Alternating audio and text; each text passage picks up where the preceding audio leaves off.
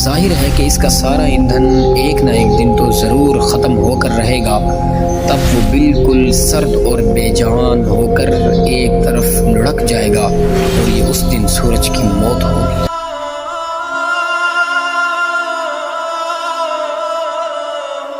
The sun has a larger percentage of hydrogen gas in its۔ اب یہ دنیا science میں ایک حقیقت بن چکی ہے کہ یہ چیز طبعی اور حسابی نقطہ نظر سے ایک حتمی صداقت نظر آ رہی ہے، اور اس حقیقت کو ہر سائنسدان صحیح تصور کرنے پر خود کو مجبور پا رہا ہے۔ چنانچہ دنیا کے سب سے بڑے دائرۃ المعارف انسائکلوپیڈیا برٹانیکا میں اس حقیقت کا اعتراف بھی موجود ہے۔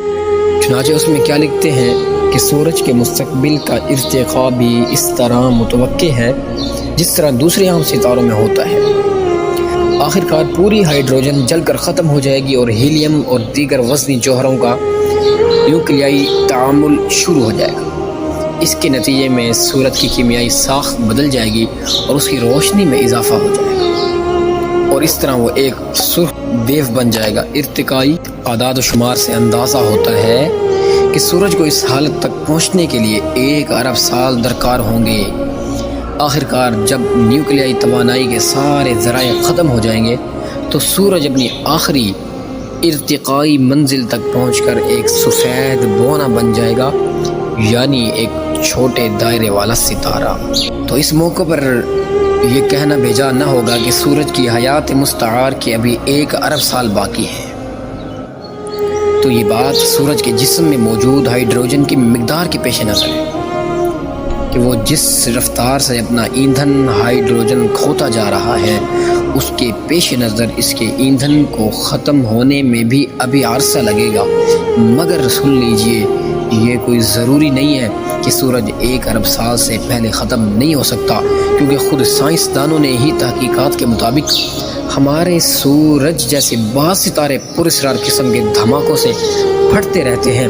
اسی طرح پھٹنے والے ستاروں کو حادث ستارے نوے کہا جاتا ہے، اور ہماری کہکشاں میں ہر سال اس قسم کے تقریباً 30 ستارے پھٹتے ہیں، اور یہ وہ تماشائے ربوبیت ہے جس کا آج سائنسدان اپنی طاقتور بینوں کے ذریعے مشاہدہ کر رہے ہیں، اور اس اعتبار سے ہمارا اپنا سورج بھی کسی ایک دن حادث ستارہ یعنی نووا بن سکتا ہے۔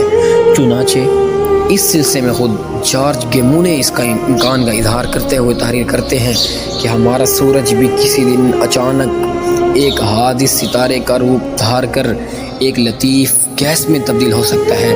یہ سب کچھ اتنی جلدی سے ہوگا کسی کو محسوس بھی نہیں ہوگا کہ کیا ہو رہا ہے۔ ہاں، البتہ اگر کسی بعید ترین نظام شمسی کے کسی سیارے پر بیٹھے ہوئے کچھ ماہرین فلکیات اپنی دوربینوں کے ذریعے ہمارے سورج پر نگاہ ڈالیں گے تو وہ دیکھیں گے، محسوس کریں گے کہ یہ ایک حادث ستارہ نمودار ہو رہا ہے۔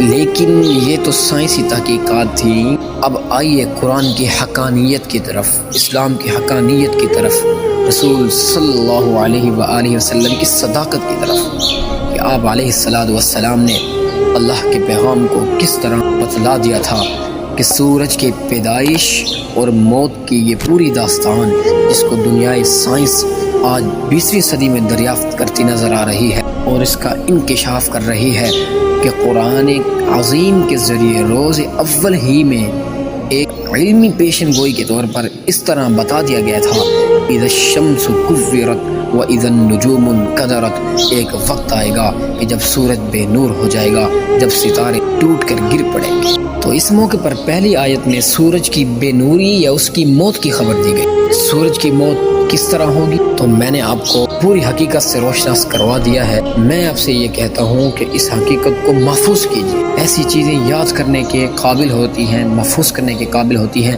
اپنے دل کی تختی پر لکھ لیجئے اور اپنی زندگی کے اندر، اپنے کریکٹر کے اندر تبدیلی لائیے، اور قیامت کی صحیح فکر پیدا کیجیے کہ ایک دن قیامت آنی ہے، دنیا تباہ ہونی ہے، ہمیں اللہ کے سامنے کھڑا ہونا ہے۔ اللہ سے دعا ہے کہ اللہ ہمیں اس روز محشر کے لیے سچی تیاری کرنے کی توفیق نصیب فرمائے۔